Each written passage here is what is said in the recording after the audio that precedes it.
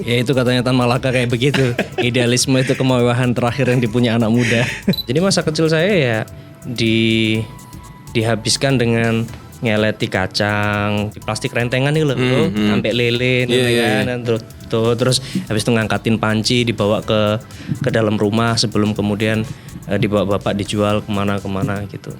Kalau kita punya modalnya 60% hutan, berarti apa yang bisa kita jual? Ya kan berarti jasa lingkungannya untuk ekonominya gitu. Kayaknya Trenggalek bakal siap-siap untuk jadi terkenal lagi karena urban legend horornya di situ mau difilmin. Urban legendnya apa sih?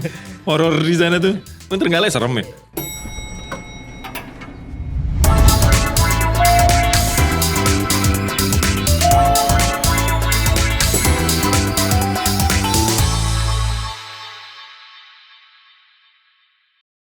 Ya, apa kabar kawan? Kita kembali di podcast Lantai 2 Suara Surabaya. Saya ketemu terakhir sama tamu saya hari ini.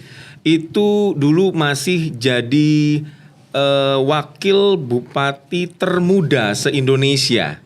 Nah, sekarang udah berapa tahun ya? 8 tahun lah. 8 tahun masih gini-gini aja. Maksudnya dari fisiknya loh ya, gini-gini aja tuh ya. Saya kaget tadi keluar dari toilet. Lah, Gus Ipin kok nggak berubah ya? Apa rahasianya Gus? Bal-balan mas. Alhamdulillah Gus Ipin hadir di sini sekarang sebagai Bupati Trenggalek. Alhamdulillah karena pasangannya dulu sekarang jadi wakil gubernur. Jadi wakil gubernur. Bentar lagi menteri paling. Alhamdulillah tuh doanya Mas Emil. Luar biasa sekali memang anak-anak muda kita di tahun 2016-2017 ya dulu Gus Ipin itu ya. Iya mungkin karena booming waktu itu kan rekor pasangan termuda ya. Karena beliau 31 tahun, saya 25 tahun. Dan setelah itu akhirnya banyak anak-anak muda yang ya kalau di Jawa Timur kan dulu semasa sama saya sama Mas Emil belum ada ya yang 30-an. Tapi setelah itu akhirnya muncul di Tuban ada Mas Alindra, kemudian Sidoarjo Gresik, ada Gus Mudor Gus Yani. Ya, kalau Mas Heri Cahyadi juga relatif masih tergolong muda lah. Karena wali kota gitu kan ya. Terus Dito, ya terus Mas Cak Torik, ya Mas Oni Ngawi. Jadi banyak terus kemudian muncul. Termasuk juga di Jawa Tengah segala macam. Luar biasa karena kalau masih muda idealismenya tuh masih tinggi ya. Ya itu katanya Tan Malaka kayak begitu. Idealisme itu kemewahan terakhir yang dipunya anak muda. Emang waktu itu dulu prinsipnya, idealismenya untuk memajukan Trenggalek ya waktu itu apa sih, Gus? Ya kalau dulu kita mikirnya in terms of economy ya. Karena saya pulang kan juga ngelanjutin wasiat almarhum Bapak. Dulu Bapak cari kerja di Trenggalek susah ya. Ya di suatu saat kita pulang lah ke Trenggalek untuk bikin lapangan kerja itu. Jadi fokusnya waktu itu cuma usaha aja. Nah tapi ternyata begitu masuk ke dalam ya situasi negara itu nggak sesimpel itu ya, kompleks juga gitu. Nah tapi kita tetap kayak contoh meskipun banyak pertentangan atau apa, kita dorong program 5.000 pengusaha perempuan.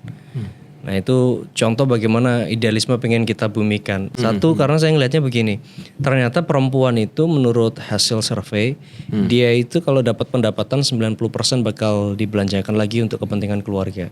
Kalau laki-laki yang dibawa ke rumah itu cuma 35%. Sisanya habis untuk hobi dan lain-lain. Oh itu duit lanang ya? Lah sing duwe wedok wis digowo karo bojone ya. Enggak ketahuan. Nah, jadi jadi akhirnya dengan fiskal yang terbatas, saya kan harus memilih kira-kira siapa yang harus diungkit dulu ya. Nah, jadi kalau perempuannya akhirnya nanti indeks kesehatan keluarganya pasti meningkat karena kalau investasi ke rumah tangga itu pasti benerin kondisi rumahnya, jedinge segala macam. Terus kemudian pendidikan anaknya dan sebagainya.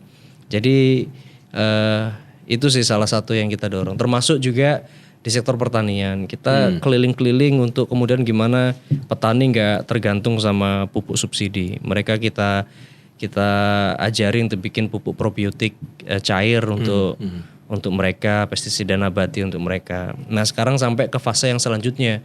Saya pengen produksi mereka itu bisa punya izin edar sehingga kemudian nanti petani itu punya badan usaha milik petani yang nggak kemudian petani itu hanya bayangan orang-orang itu ngeluku, nanam padi di sawah begitu, tapi dia juga jadi pebisnis korporat pertanian berbasis komunitas. Jadi kelompok taninya itu bisa punya bisnis jualan pupuk mereka sendiri, pestisida nabati mereka sendiri. Gitu. Umur 25 udah mikirin begitu? Iya kan itu, aku keliling pertama kan programnya memang itu, keliling-keliling untuk itu. Gila. Waktu kecilnya tuh gimana sih seorang Gus Ipin? Karena orang tua dulu profesi narik becak. Iya. Ibu? Jadi tahun 88 bapak sama ibu nikah. Oke. Kemudian sekitar tahun setelah nikah itu langsung ke Surabaya. Itu posisi bapak kuliah sambil narik becak. Kuliah sambil narik becak? Itu di Pasar Wonokromo. Bukti-buktinya masih ada itu. Jadi antara stasiun karo Pasar. Dulu stasiun Wonokromo itu kan masih jadi tempat pemberhentian yang cukup sering di situ. Aku dulu kalau ke Terenggalek, Tulungagung juga naiknya juga dari Wonokromo situ. Terus pasarnya sebelum dibangun jadi DTC itu masih basah. Saya sering nganter ibu kulaan kacang apa. Jadi ibu jualan apa kacang, jualan apa sambil bantu di rumah-rumah tetangga di Bendul Merisi itu untuk cuci-cuci, bersih-bersih gitu. Nah setelah itu rumah itu terus kemudian jadi toko pertama bapak saya waktu bapak saya nyales jualan panci apa. Jadi masa kecil saya ya dihabiskan dengan ngeleti kacang di plastik rentengan itu loh bro, sampai lilin dan terus habis itu ngangkatin panci dibawa ke dalam rumah sebelum kemudian dibawa bapak dijual kemana gitu. Ya cuman itu aja. Tapi luar biasa loh, artinya sorry bukan merendahkan, tapi dari profesi tukang beca, sales, kalau ibu sebagai ya bisa dibilang asisten rumah tangga gitu rumah tangga, ibu rumah tangga lah. Terus kepikiran memikirkan pendidikan anaknya, pasti salah satunya Gus Ipin juga akhirnya kuliah. Ya satu hal yang saya syukuri kan orang kalau selalu ngomong bahwa privilege itu selalu yang dilekatkan kepada materi atau apa, tapi yang ternyata lebih membekas kepada saya itu bukan sekedar uangnya atau apa, tetapi pelajaran dari almarhum bapak, dari ibu bahwa kerja keras, hard work, terus kemudian bahwa nothing impossible gitu, nggak ada sesuatu yang nggak mungkin. Jadi bapak saya, bayangkan saya kenal beliau sejak beliau ngayuh becak, jadi kuli, bahkan waktu bikin sumur itu pernah semaput karena ternyata di bawahnya ada gas atau apa gitu. Semua itu ada di rekaman otak saya di masa kecil saya sampai kemudian ngelihat beliau punya usaha, jadi direktur di perusahaannya sendiri gitu ya. Apa sih usahanya waktu itu? Ya jualan alat rumah tangga itu. Jadi setelah itu bapak jadi sales keliling-keliling gitu. Jadi demo masak gitu keliling-keliling jualan panci. Ibu yang masak, bapak yang close deal kayak gitu. Terus sampai punya tokonya sendiri. Sampai saya ingat tokonya yang pertama di Krian itu kebakaran waktu ada Jalan Sehat dulu, ada Jalan Sehat Surabaya Mojokerto kan sempat kebakaran tahun berapa itu ya? Ya deket-deket sama reformasi lah tahun-tahun itu, sampai kolaps lagi, sampai gimana bangun lagi cari utang, sampai punya mobil pertama. Nah, terus kemudian bapak itu di tengah kayak begitu masih mikir juga sekolah. Dulu bapak sekolah di S1-nya apa nama kampusnya nggak tahu, kampusnya masih ada apa enggak. Nah, terus habis itu S2-nya di Unitomo. S2-nya bapak di Unitomo gitu. Maksud saya yang ada di keluarga yang tinggal di Gang Muasim di Bendul Merisi begitu ngelihat bapak sekolah S2 terus struggling kayak begitu. Itu menurut saya ya satu pembelajaran yang luar biasa, dan itu yang saya ingat ketika saya kan wakil bupati kan saya di DO. Karena aku itu waktu itu sibuk kampanye, lupa bayar SPP semesteran. Akhirnya di DO, padahal itu sudah skripsi udah selesai, tinggal jadwal sidang.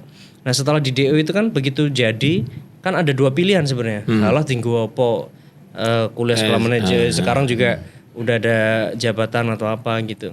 Tapi yang hadir di saya itu ya semangatnya ibu. Ibu itu kuliah ketika sudah punya anak 3. Terus bapak yang kayak begitu, meskipun sudah bisa punya uang tapi dia juga tetap upgrading, tetap kuliah. Ya akhirnya saya nyelesain S1, terus kemudian lanjut lagi S2, terus ambil beberapa short course di luar negeri ya. Jadi cukup menginfluence ya kedua orang tua. Apa tertariknya waktu masuk di kuliah tuh tertarik pada apa sih Gus Ipin? Kalau Kalau subjek memang dulu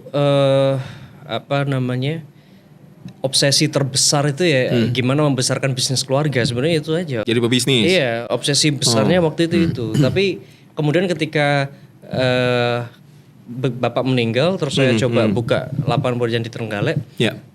Ternyata so many people itu seeking for job gitu. Cari kerja itu sesusah itu, dan bikin lapangan pekerjaan ternyata kalau di daerah itu memang sesusah itu. Kalau di kota yang memang katakanlah pusat investasi atau apa gitu kan, orang sudah dengan gampang, sendirinya ya, pengen datang invest dan segala macam. Tapi kalau di kota seperti Trenggalek itu struggling ya, kita harus ngasih insentif yang tepat, kita harus men-treat calon-calon investor, kecuali kalau memang mereka benar-benar datang dari dalam tanda kutip kesadaran, oh ini pulang kampung ya, kayak saya sebenarnya kalau bikin panci di Trenggalek itu kan ya agak, kalau dihitung dari hitungan hitungan bisnis ya mungkin sebenarnya dalam tanda kutip secara ekonomi nggak terlalu menguntungkan, karena sumber bahan baku juga bukan dari sana. Kemudian jalur perdagangan utama yang di jalur tengah untuk distribusi ke Jawa Tengah, ke Jawa Timur juga bukan di situ. Tetapi kan ada satu kebahagiaan karena bisa membuka lapangan pekerjaan di kampung halaman kita gitu. Nah jadi sebenarnya posisinya dulu ya cuma di bisnis itu aja. Nah tapi begitu saya ngelihat bahwa oh ternyata karakter pekerja di Trenggalek itu satu informal, terus kemudian kedua mereka itu multiple job seeker. Jadi kalau sudah punya satu pekerjaan, mereka tetap cari pekerjaan lain untuk tambahan penghasilan. Nah itu yang kemudian saya lihat sebenarnya mereka ini sudah punya sawah tapi masih mau kerja apa kerja, gitu ya. Kerja di sektor manufaktur, sektor nah itu yang kemudian kenapa sawah aja kok nggak cukup gitu. Nah terus kita kepikirannya ya udah coba kita cari cara gimana mereka bisa bertani dengan semurah mungkin. Nah salah satunya keliling untuk kemudian struktur-struktur yang membentuk biaya pertanian itu dibikin serendah mungkin, termasuk di dalamnya pupuk itu tadi. Ya, kalau dilihat dari potensi lingkungan, ekonomi, UMKM dan sebagainya, sebenarnya bagus ya Trenggalek itu ya. Ya, kalau kita lihat trennya, dulu investasi di Kabupaten Trenggalek itu berkutatnya sekitar, ya jangan diketawain ya, sekitar 200 miliar sampai 250 miliar itu sudah investasi selama setahun. Ya, artinya ya kecil kalau dibanding sama katakanlah Sidoarjo atau Gresik gitu, 250 miliar mungkin satu pabrik aja itu cuma setengahnya kan gitu. Nah, tapi untuk di Trenggalek situasinya kayak begitu. Nah, kita tahun kemarin itu pecah rekor, kita bisa sampai ke 500-an miliar. Itu dari selama pemerintahan itu paling besar itu ya, 500 miliar per tahun. Dan sektor yang paling besar pertumbuhannya adalah manufacturing dan jasa, yang itu disupport oleh UMKM. Terus sesuai dengan sensus pertanian, sektor pertanian pun juga tumbuh sekitar 8,9 untuk dari year on year, dan untuk penciptaan lapangan pekerjaannya itu. Jadi saya seneng gitu bahwa ternyata program-program seperti kita dorong 5.000 pengusaha perempuan dan segala macam itu ada hasilnya, termasuk gimana kita setiap minggu kita ngantor di desa, setiap hari Rabu kita ngantor di desa, terus kemudian kita buka coaching klinik di desa untuk dapat izin itu gimana sih, untuk kemudian ngurus halal, ngurus apa dan segala macam. Jadi itu meningkatkan value dari usaha-usaha mereka. Itu mulai sedikit-sedikit bisa kerasa lah. Dan kayaknya Trenggalek bakal siap-siap untuk jadi terkenal lagi, karena urban legend horornya di situ mau difilmin. Urban legendnya apa sih? Horor di sana tuh. Trenggalek serem ya? Ya setiap daerah sebenarnya punya kearifan lokal ya. Kearifan lokal. Kalau saya orang yang beragama gitu kan, kita percaya sama wa ma khalaqtul jinna wal insa illa liya'budun gitu. Tidak aku ciptakan jin dan manusia kecuali untuk beribadah kepada aku. Jadi makhluk yang nggak kelihatan dengan kita itu ya eksis gitu. Ya memang ada gitu. Makanya kalau kemudian sesama makhluk yang kayak begitu aja kita hormat, kenapa nggak kita hormat sama pohon? Kita nggak hormat sama air yang selama ini menghidupi kita, jadi jaga lingkungan segala macam. Jadi sebenarnya pesan yang pengen dibawa sebenarnya ke arah sana. Dan ini mungkin cara berekonomi baru ketika satu wilayah, kemudian ada satu story yang kuat, terus kemudian masuk ke industri kreatif, nanti turunannya masuk juga ke pariwisata nanti bisa bisa multiplier effect-nya, bisa ke food and beverage, bisa ke handicraft dan segala macam. Itu jadi ekonomi yang lebih regeneratif, yang lebih menghidupi tanpa harus merusak lingkungan.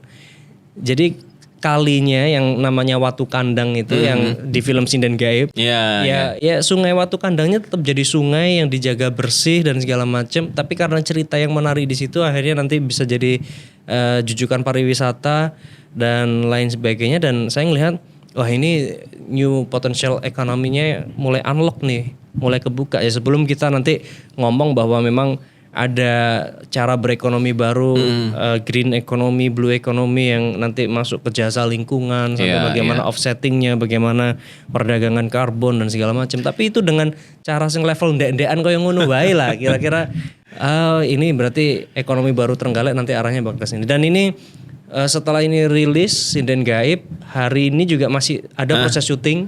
Ini spill nanti Bayu Skak sama arek-arek Surabaya kayak Dono Pradono, kemudian Firza Mas Firza. Ya, Firza Barang dia syuting juga sekarang di Trenggalek, bikin project film juga. Mungkin bulan kabarnya sih Juni Juli bakal tayang. Terus juga ada juga yang lagi survei sekarang, lagi riset tentang kehidupan di pantai selatannya Trenggalek. Horor juga? Ya nggak tahu, aku nggak nge-spill lah, nggak spill. Yang jelas berkaitan dengan budaya, cultural heritage. Aku nggak mau ngomong cultural heritage.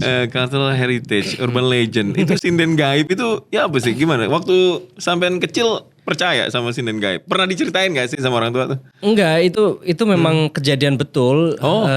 Memang kisah nyata di salah satu SMA di sana. Tapi SMA yang dibuat syuting ini, yang diceritakan di sini itu bukan SMA yang sesungguhnya. Jadi ya kita disamarkan lah itu ceritanya. Nah, dan orangnya juga masih ada. Terus kemudian yang ngambil batunya, yang apa itu juga masih ada semua di Trenggalek. Dan memang kejadian. Dan saya kan biasa kalau kampanye dulu kan seringnya untuk datengin massa itu kan kita pakai kegiatan jaranan itu. Tarian jaranan yang di filmnya itu. Ya itu kalau orang jaranan ya pasti ada yang kesurupan. Ya pasti ada yang ikut. Pasti ada yang ikut gitu. Nah, tapi kalau Watu Kandang itu emang spesial, tuh dinamain Watu Kandang karena dulu ceritanya itu batu kayak goa batu, nggak ada pintunya, nggak ada apa. Di situ dibuat warga lokal untuk menyembunyikan ternak dari ancaman dijarah oleh para penjajah dulu.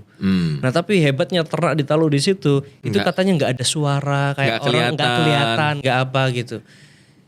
Nah, jadi itu menyelamatkan ekonomi warga lokal gitu. Jadi sekarang, jadi makanya dari kesadaran itu dulu sungainya dibiarkan kotor gitu, terus waktu kotor dan segala macam banyak yang kejadian-kejadian yang nggak bagus gitulah. Akhirnya warga setempat merestorasi kawasan sungainya itu, dibersihin, terus kemudian jadi tempat wisata. Ketika jadi tempat wisata, Pak Sandi Uno ke sana, kita masuk 50 besar desa wisata terbaik se-Indonesia. Oh, mantap. Ya, terus kemudian setelah itu digali, ternyata ada pernah kejadian cerita kayak begini. Diriset sama salah satu produser film, dijadiin film, dan filmnya ya kalau dari sisi produser sih happy ya, karena sudah beyond expectation ya, meskipun kita berharap bisa tembus 1 juta biar ada sequelnya lagi. Kalau ada sequelnya lagi kan nanti Trenggalek kebagian rezekinya lagi. Jadi makanya jadi sekarang arek-arek Surabaya atau siapa yang lihat cara gampang untuk membantu orang desa gitu ya, ini bentuk gotong royong kita dengan nonton film Sinden Gaib ya. Itu sudah membantu ekonomi kreatif Trenggalek tumbuh. Dan kalau syukur-syukur, kalau penasaran gimana ya ngelihat jaranan di Watu Kandang seperti yang di scene film, atau pengen berdandan ala Mbah Sarinten, atau pengen ngelakoni Topo Ngelangi seperti yang di film, ya silakan datang ke bioskop ke bioskop atau datang langsung ke tempatnya di Trenggalek. Nah, ya, itu dia. Jadi jangan ini dilihat sebagai ya oke lah, hal mistis tapi ini bisa dilihat juga dari sebuah budaya, bagaimana kita menghormati kearifan lokal yang ada di Trenggalek. Ya, jadi menjaga lingkungan dan semacam itu penting banget. Ya, jadi waktu di potongan akhir film itu kan ada wawancara dengan dengan gitu, dengan si Rara yang yang orang aslinya kan, dia terus ngomong begini, bahwa apapun kelakuan buruk yang kita lakukan itu bakal ngimbas ke orang lain loh. Itu kan ceritanya ada satu orang yang ngambil batunya, tapi yang kemudian yang kena rasukan kena yang lain. Jadi itu kalau dikompetkan dengan konsep development ethic yang berkaitan dengan balancing di ekosistem gitu ya, lingkungan hidup ya. Kalau kita baik sama alam kita, sumber mata air dan segala macam, ya mungkin bencana climate change dan sebagainya nggak ada gitu ya. Sekarang aku narik garis merahnya ke arah sana. Ternyata cultural heritage yang dulu mbah-mbah bilang aja cedak-cedak karo wit iki, jangankan ditebang, cedak-cedak sama wit ini aja nggak boleh gitu, iki angker ini apa. Ternyata sekarang kejadian ketika pohon-pohon sudah mulai kurang dan segala macam, sekarang kita lagi bingung nanam kembali mangrove, kita lagi bingung lagi nanam pohon, gerakan 1 juta pohon lah apa gitu. Ternyata cultural heritage yang dulu kita sepelein itu ternyata imbasnya sampai sekarang. Dan ternyata ternyata makin lama kita hidup di daerah, makin lama makin panas, makin lama cuaca makin nggak bisa diprediksi. Benar. Ya, kita doakan bareng-bareng kalau Trenggalek meroket. Ini slogan yang meroket itu sebenarnya perasaan dari visinya Trenggalek. Jadi meroket itu memakmurkan ekonomi rakyat, MER-nya, terus kemudian orangnya kreatif, kemudian ekosistemnya terjaga. Jadi prosperity people planet. Jadi meroket gitu aja biar gampang nginget visi misi, biar gampang. Luar biasa. Itu tercipta waktu kapan? Visi waktu dilantik di 2021 ya. RPJMD 5 tahunan, terus sekarang kita bawa ke visi 2045, kita pengen Trenggalek jadi net zero carbon city. Luar biasa. Dan ini berkaitan juga dengan ekonomi lestari ya di 2025. Bagaimana sih itu ekonomi lestari itu? Ya sekarang gini, jadi kalau dulu kan lingkungan sama ekonomi itu selalu ada trade off. Trade off itu maksudnya kalau kita jaga lingkungan gak ada duitnya. Tapi kalau kita pengen dapat duitnya, kita rusak lingkungannya. Contoh kalau tadi di Watu Kandang, itu kan sungai ada batu-batunya. Biar jadi ekonomi kan kalau dulu batunya yang ditambang. Nah, diambil batunya. Tapi sekarang ternyata dengan hanya dibersihin jadi tempat wisata, ada duitnya juga kan, tanpa harus dirusak. Ya itu sebenarnya secara skala sederhananya begitu. Nah, terus di Trenggalek kita punya insentif jasa lingkungannya, kita punya agenda namanya Adipura Desa. Jadi desa-desa yang mau menjaga kebersihan, terus kemudian menjaga vegetasi, ngelola limbah, ngelola sampah dan segala macam, itu kita kasih insentif. Jadi ada konsep namanya transfer anggaran kabupaten berbasis ekologi. Jadi kita tambahin sampai juara pertama dapat 400 juta, 300 juta. Which is itu kalau di desa yang anggaran desanya 1,5 miliar sampai 2 miliar itu cukup gede. Nah, tapi kalau di level dunia kita sama-sama banyak dengar gitu bahwa ada kewajiban atau mandatori perusahaan yang punya implikasi terhadap kerusakan atau perubahan iklim yang parah itu, kewajiban untuk membayar kayak semacam climate tax gitu ya. Tapi sekarang ada beberapa yang sifatnya mereka memberikannya secara grant dalam bentuk CSR, dalam bentuk offset, dalam bentuk bursa karbon dan sebagainya. Nah, itu yang sebenarnya juga ingin kita jadikan opsi pendapatan daerah dan juga pendapatan komunitas. Jadi kita jaga aja lingkungannya, apalagi mangrove. Mangrove itu serapan karbon dan cadangan karbonnya baik di tegaan maupun sedimennya luar biasa gede. Kita punya hutan hampir 60% dari kawasan kita. Belum lagi kawasan kars kita. Kawasan kars kita 23.000 hektar sampai 50.000 hektar bentang alamnya itu bisa berpotensi juga menjadi carbon sequestration atau tempat penyerapan karbon yang saat ini juga menjadi salah satu komoditi yang seksi yang bisa digerakkan untuk ekonomi tanpa harus merubah bentang alam, tanpa harus dirusak, tanpa harus dikeruk. Nah itu kan sebenarnya pilihan yang lebih convenience, yang lebih bagus buat masyarakat Trenggalek tinimbang kemudian dirusak semua untuk ekstraktif atau apapun. Iya, nah Gus, Trenggalek saya yakin juga nggak bisa sendirian. Gimana daerah-daerah sekitar apa juga bisa apa sudah mencontoh? Ya ke Trenggalek ini? kita pendekatannya nggak perlu contoh mencontoh ya, tapi kita collaborate antar daerah lah gitu. Nah salah satunya tahun ini kita akan hosting semua bupati se-Indonesia untuk datang ke Trenggalek. Terus juga akan ada perwakilan dari organisasi namanya CALD, itu Center Asian Liberal and Democrats. Itu perwakilan partai-partai politik se-Asia Pasifik, jadi dari Filipina, Thailand dan segala macam. Dia bakal ke Trenggalek untuk lakukan workshop terkait dengan smart mobility. Jadi terkait dengan promoting low emission zones, terus kemudian pedestrian sama baik ekosistem yang lebih convenience untuk masyarakat. Prototipe transportasi umum di Trenggalek seperti apa. Nah itu mereka nanti bakal datang di situ, dan itu salah satu bentuk kolaborasi. Nanti juga akan ada beberapa swasta startup yang juga terlibat mau demoin prototipe yang mereka punya gitu. Jadi menurut saya ya orang boleh katakan Trenggalek mungkin kalau dari ibu kota provinsi Surabaya jaraknya jauh gitu ya. Mungkin in terms of infrastructure yang didorong oleh pemerintah pusat dan juga provinsi, kayak contoh mungkin stasiun aja orang duwe kan gitu, apa-apa. Tapi di luar itu mungkin kalau kita mau berkompet di sisi jasa dan perdagangan yang konvensional, mungkin kita ya pasti akan terbelakang terus. Kita mau bikin industri, wong topografi kita 70% itu pegunungan. Cari lahan ratusan hektar apa untuk industri juga kita nggak bakal ke sana. Ya kita harus berdiferensiasi. Oh, kalau kita punya modalnya 60% hutan, berarti apa yang bisa kita jual? Ya kan berarti jasa lingkungannya untuk ekonominya gitu. Jadi itu sebenarnya yang jadi penekanan. Ya, di salah satu kebijakan soal carbon trading itu kan ada aturan soal perusahaan yang melebihi ambang batas dan semacamnya. Gimana di Trenggalek itu? Itu kalau langsung berjalan denda atau gimana sih? Enggak, kalau gini, kita sekarang masuk dalam tahap bagaimana memfamiliarkan itu. Jadi kita lebih ke arah mengkompensasi karbon yang dilepaskan dengan kesadaran berdonasi pohon. Jadi semakin tinggi aktivitas perusahaan, semakin tinggi aktivitas individu, berarti per tahunnya kamu harus menanam pohon ya lebih banyak dibanding yang lain. Jadi kayak contoh bupati itu wajib setiap tahun 50 pohon. Diturunkan ke level wakil bupati sampai sekda 25 pohon. Udah berjalan itu sekarang itu udah berjalan gitu.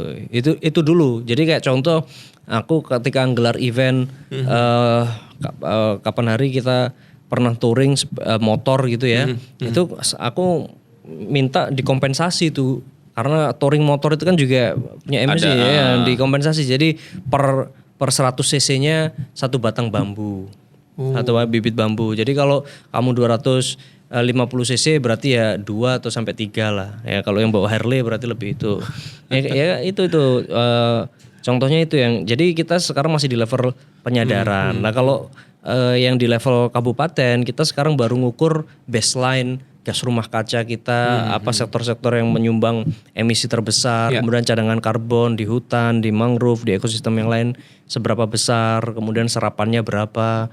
Nah sampai nanti mekanisme skema perekonomiannya gimana? Kan ada yang nanti offsetting dari perusahaan. Kan perusahaan sekarang yang baru dikenakan aturan itu kan baru yang di sektor energi. Jadi sektor energi ya didominasi PLN Nusantara Power. Nah mereka mungkin nanti offsetting atau apa. Terus ya kita lihat sambil nanti regulasi berjalan seperti apa. Yang jelas kalau untuk bursa karbonnya sendiri sudah jelas di permennya itu bahwa yang bisa melakukan itu BUMD. Jadi mungkin kita siapkan BUMD kita untuk bisa mampu ke sana. Targetnya net zero di Trenggalek kapan? 2045. Kalau nasional kan. pas Indonesia Mas itu ya?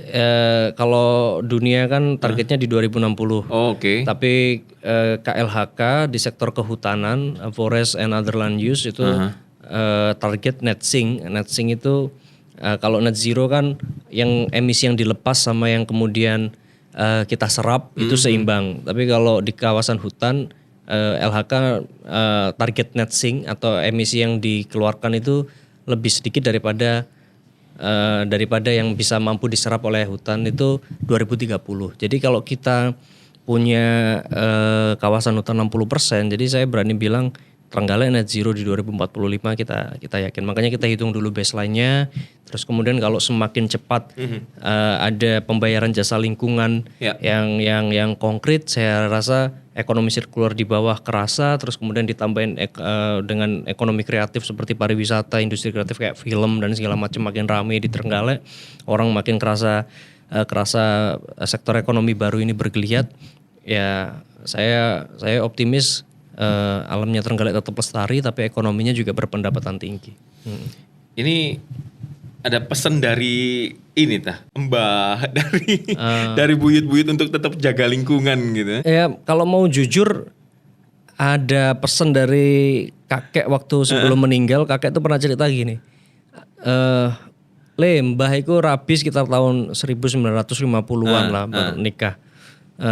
Itu bertepatan dengan kunjungan Bung Karno ke Trenggalek karena waktu itu Trenggalek sempat dipecah, sebagian ikut kota administratif Tulungagung, sebagian ikut Ponorogo, sebagian ikut Pacitan. Nah kemudian jadi satu kota administratif lagi itu sekitar tahun 1950-an. Masih ada itu dokumennya Bung Karno kunjungan ke Trenggalek. Nah di salah satu pidatonya yang diingat mbah saya itu yen wong galek pengen iso netel. Netel itu kalau dulu kan makannya ketan. Ketan. Iya. Maksudnya netel itu makan netel gitu. Itu alasnya kudu ketel. Hutannya harus lebat. Jadi yang mau galek pengen iso netel alasnya kudu ketel. Ya kita nggak tahu lah. Ada mitologi dan demitologinya Soekarno seperti apa. Tapi kalau punya pandangan kayak begitu, ya mungkin masa depan ekonomi Trenggalek itu ya dari jasa hutan lingkungan itu, dari hutan yang lebat itu ternyata bisa menghasilkan pundi-pundi ekonomi gitu. Jadi saya sangat berhati-hati untuk melakukan memberi izin atau memberikan ruang kepada ekonomi yang ekstraktif, yang destruktif itu kita sangat hati-hati betul. Jadi harus selektif lah. Iya, kayak cedek itu kerasa sampai saiki.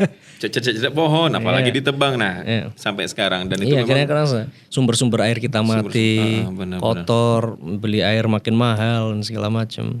Kalau air di Trenggalek ya ada beberapa sumber-sumber yang alhamdulillah masih terjaga dengan baik. Ya semoga lah kesadaran kita semua masih ke arah sana. Benar ya, ternyata leluhur kita tuh ngajarkan jaga lingkungan tuh dengan caranya mereka. Iya, kita sekarang dengan teori yang daki-daki, sustainability dan segala macam ya. Sebenarnya pesannya dulu hanya sesederhana itu gitu. Iya. Gus, kalau sesudah lepas nih masa jabatan habis gitu ya, apa langkah-langkah selanjutnya nih? Saya gini aja, yang penting saya selalu share kemana-mana tentang good views yang saya yakini. Kalaupun saya sudah katakanlah diambil Tuhan, nggak ada atau kemudian masyarakat tidak lagi dalam tanda kutip memberi amanah saya dan saya harus beristirahat dari ini, setidaknya apa yang saya bicarakan ini kalau ada benernya semoga didengarkan sama generasi penerus saya. Jadi kita karena gini, di Undang-Undang Dasar itu kita punya kewajiban melindungi segenap bangsa dan seluruh tumpah darah. Segenap bangsa dan seluruh tumpah darah itu bukan hanya today generation, bukan hanya recent generation, tetapi juga future generation. Jadi kalau saya sekarang dihadapkan pada opportunity, loh hari ini ada yang mau nambang di tempatmu tambang emas loh. Itu kalau dipikir sebagai bupati, mungkin untuk kepentingan saya pribadi, saya bakal ambil itu dengan alasan apa? PAD saya bakal langsung melonjak, meningkat. Ini loh di zaman saya peningkatan pendapatan begini-begini. Tapi 10 tahun, 20 tahun bisa recover itu. Bisa punya cadangan kekayaan yang masih kayak begitu lagi. Terus di saat dunia sudah banyak-banyak jualan carbon trading, di saat itu hutan kita udah hilang. Opportunity masyarakat saya hilang juga. Ya mungkin sudah di luar tanggung jawab saya.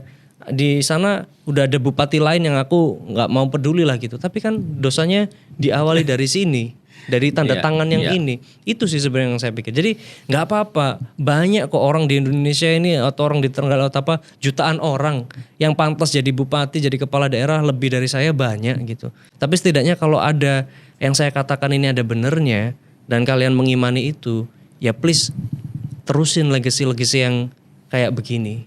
Bukan buat saya, tapi kita harus adil sama nggak hanya generasi sekarang tapi future generation juga. Itu sih sebenarnya yang kalau diberi amanah lebih besar kalau lebih ya tentu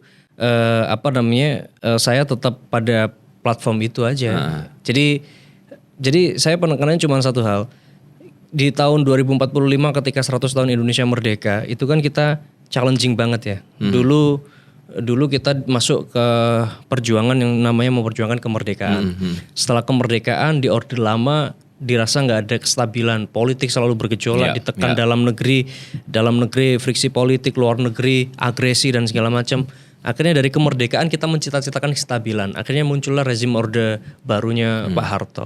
Dari kestabilan ini sekian tahun stabil, dikuasai, dicengkram, ternyata otoritarianismenya ini luar biasa. Kita mencita-citakan keterbukaan, muncullah reformasi. Setelah keterbukaan, kita mencita-citakan di alamnya demokrasi reformasi ini kita mencita-citakan kemajuan. Tapi setelah kemajuan itu didorong, banyak konflik, banyak pabrik, banyak yang demo.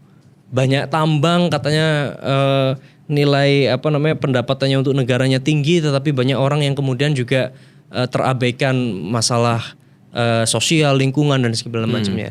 Nah, setelah era kemajuan berarti kita masuk ke era apa ya? Era memperjuangkan kelestarian. Jadi dari kemerdekaan menuju kelestarian. Ya mungkin perjuangan Soekarno sekarang itu ya memperjuangkan kelestarian itu. Iya, keberlanjutan itu. Jadi saya tetap percaya bahwa 2045 tantangan kita itu adil secara lingkungan, etik, secara humanitarian gitu ya, secara kemanusiaan, kemudian juga bagaimana lolos dari middle income trap. Nah, kalau lolos dari middle income trap yang paling masuk akal ya ketika kita punya portofolio investasi pendapatan yang berlapis-lapis. Jadi ekonomi lestari itu jawabannya. Contoh, di hutan kita bisa ambil hasil non kayunya. Kemudian di atasnya nanti ada pembayaran jasa lingkungannya. Terus kemudian ada portofolio jasa yang lainnya berupa pariwisata. Kan itu akhirnya pendapatannya tumpuk-tumpuk.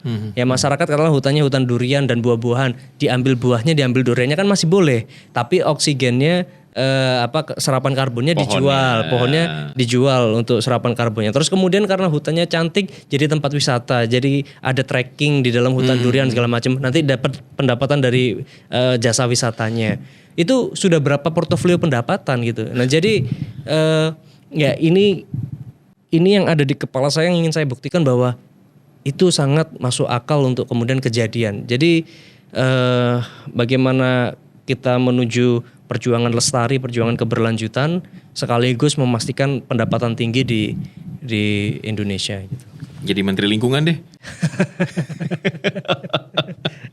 Loh iya enggak lah, saya Menteri Olahraga aja biar bisa sepak bola setiap hari. Jadi nanti minta PSSI dimasukkan daftar pemain cadangan nggak apa-apa, yang penting ikut latihan. Iya. Dan apa yang kita omongin di sini tuh saya udah ngebayangin sih tadi bagaimana hutan jadi tempat yang ya tadi ya pendapatannya semua bertumbuh-tumbuh. Artinya semua yang ada di hutan kita bukan monetisasinya bukan yang dilakukan seperti diambil kayunya, dikuras dan semacamnya. Sekarang diambil oksigennya. Diambil oksigennya bener, harus dibersihin tuh. Kalau tadi duren ya udahlah ambil aja buahnya, pohonnya tetap di situ. Wow, iya Menteri Lingkungan deh. Enak ya, kayak saya jadi istana juga aja. Bapak Presiden. Oh gitu ya. Oh, iya. Sama gemoynya soalnya. Luar biasa. Dan kalau tadi ngomong panjang lebar sama Gus Ipin tuh, ini semua yang ada di kepala sampean Gus. Dan gimana istri ngelihat pemikiran-pemikiran apa yang Anda sampaikan tuh, supportnya luar biasa pasti. Ya dia salah satu sumber inspirasi saya. Oh iya gitu. Malah gitu. Iya, jadi yang mempush saya untuk belajar, yang mempush saya untuk kemudian beyond the limit itu ya salah satunya istri saya. dia the real nggak hanya supporter sih, tapi juga di satu sisi dia bisa jadi mentor saya juga gitu.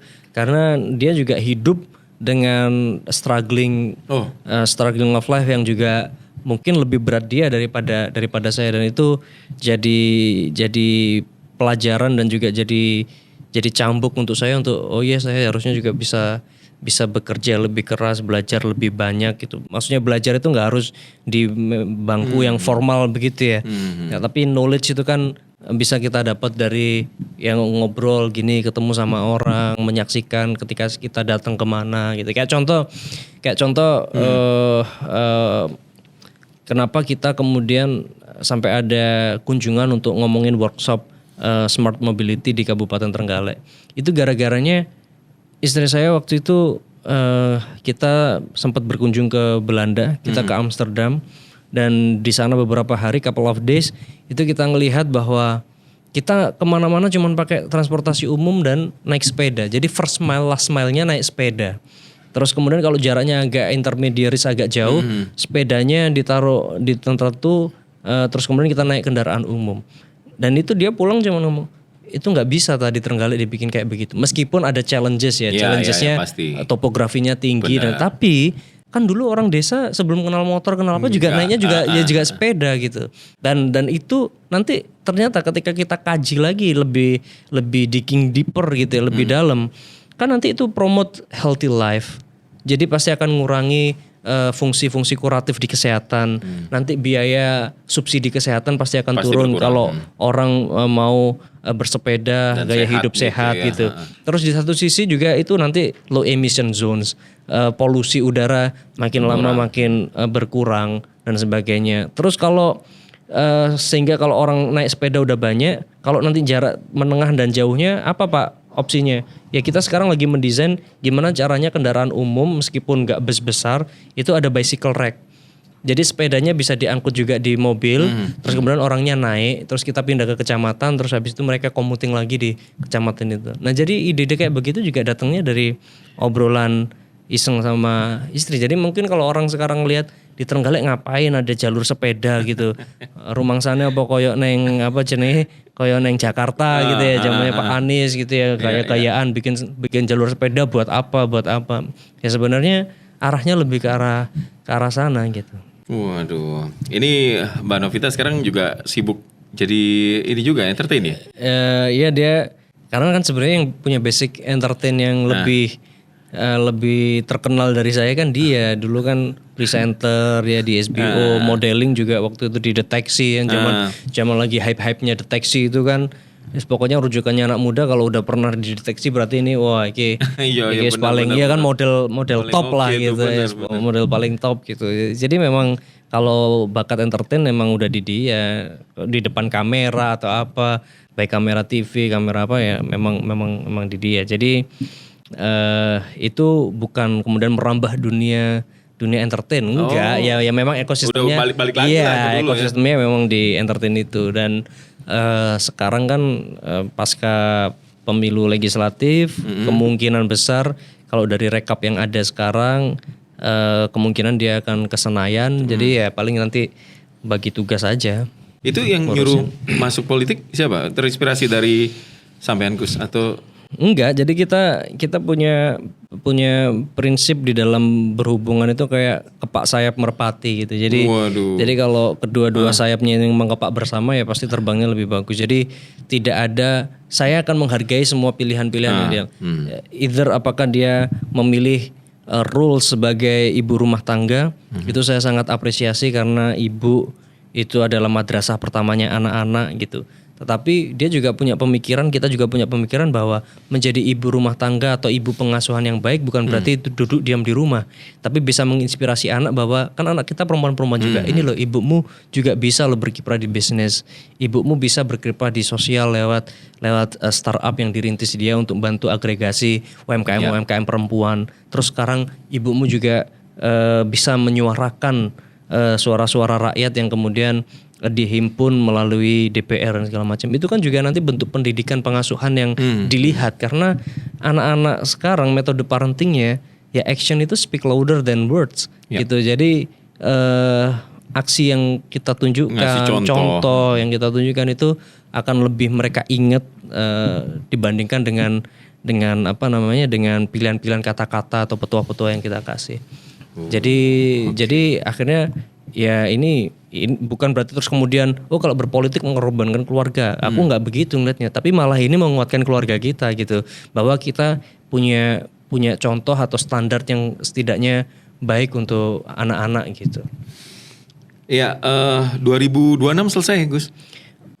Kalau pilkada serentaknya sekarang mungkin masa jabatannya bisa jadi dipotong ya.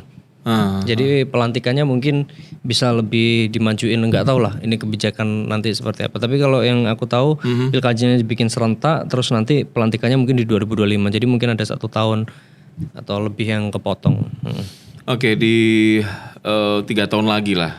Ini Gus Ipin tuh pengen ngelihat Trenggalek tuh kayak gimana Gus? Ya setidaknya baseline daripada visi 2045 itu udah kejadian. Jadi kita proof of concept ataupun prototype dari semua agenda-agenda besar yang mau kita usung tadi, kayak mulai dari isu smart mobility, mulai dari isu kemudian bagaimana monetizing green space yang kita punya, baik dari mangrove-nya, hutannya segala macam, terus kemudian UMKM-nya bergerak jadi pondasi ekonomi, terus bisnis di dalam secara sirkular kuat, bagus basisnya, termasuk juga beberapa lahan yang sudah kita land banking, pemanfaatannya bisa sesuai. Jadi kita masih punya obsesi bikin fasilitas kesehatan satu lagi di Kecamatan Watulimo, terus kemudian kita punya kampus, kita siap menghibahkan tanah untuk kampus-kampus, meskipun nanti kampus arahnya ke digital atau ke virtual, tapi menurut saya pendidikan yang bagus tetap pasti akan membutuhkan konektivitas antar mereka. Jadi pasti tetap akan ada sesi pertemuan bareng, apa itu yang dibutuhkan, dan keberadaan kampus di daerah itu juga akan linear dengan kreativitas anak muda yang di situ. Kalau semua anak muda Trenggalek belajarnya di luar kota karena di Trenggalek nggak ada kampus, maka kotanya nggak ada yang hidupin gitu. Nah itu juga yang sedang aku pikirkan untuk menjadi siapa bahan bakar pembangunan di Trenggalek itu aja. Aduh, mikir mulu nih. Pirang jam mikir sawe. Aku biasanya podcast gak tahu jamnya meneh. Wis rek aku balik menang Galek iki gak usah iki. Tapi gini, terakhir ya. Seneng, capek atau gimana nih? Dicap sebagai ya pemimpin muda, artinya waduh, orang menggol titel itu tuh enggak ya. Gimana kalau Gus Ipin? Aku tidak mau memilih takdir. Apa yang aku rasa baik buat aku belum tentu itu sebenarnya baik. Apa yang aku rasa jelek bisa jadi itu rencana Tuhan yang lebih baik. Jadi siap, Gus. Ya jadi sudah disyukuri sing.